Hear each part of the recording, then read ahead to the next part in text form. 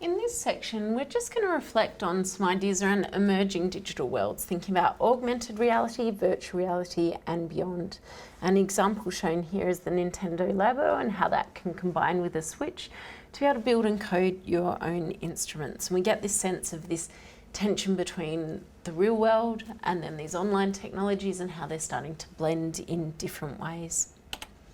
So when we're engaging with digital worlds, we might think about some of these things that are becoming more available, about the different price points and how they can help us to connect. So virtual reality and augmented reality consoles, things like Oculus Rift or the HoloLens, HTC Vive or PlayStation VR, all examples of ways that we can access VR at home, although some of these require a fairly extensive setup. And of course, we notice things like smartphones are now being able to show 360 images to be able to look at them carefully, and we can get some cheap VR headsets. You can get Google Cardboard, a little box to be able to pop your smartphone into and to be able to look at VR content simply by putting YouTube into VR mode. So it's starting to become a lot easier to practically engage with these things, whether we want to spend a bit of money to have a big setup at home, or if we just want to use technology, we might be able to access or borrow from others to at least look at and experience VR.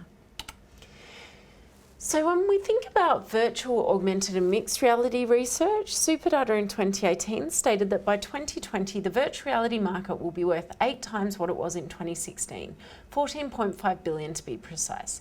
This year, the emerging market will grow to a considerable 7.7 billion, driven largely by hardware, with software getting its footing. So this is sort of it's the third iteration of VR, and it's become a lot more accessible, and it's also basically become a lot better, a lot easier to engage with and a lot easier to create as well.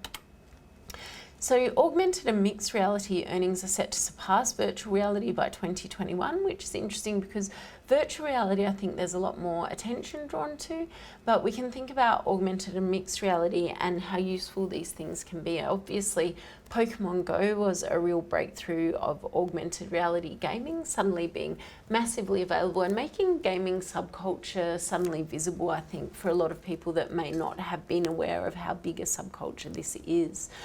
And then we're seeing lots of useful applications for augmented reality. So that sector is actually going to continue to grow and overtake virtual reality and become that much larger slice of the pie.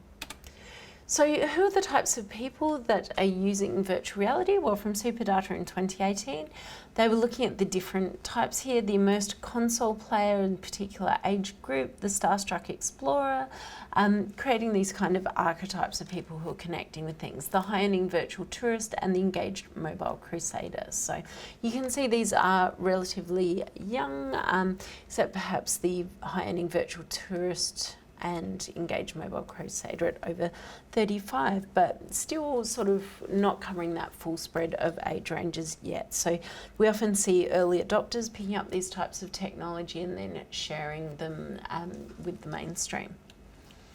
I've got a couple of clips here that I'll ask you to have a look at after this. So what is augmented reality? For a quick description of what augmented reality technology is, so you can clearly articulate what this is, and what is virtual reality. And there's some projects here from UniSA that are worth a look. Essentially, augmented reality is overlaying existing reality with another detail, so it is augmenting the reality, whereas virtual reality is a completely constructed reality. It doesn't have elements of real life in it.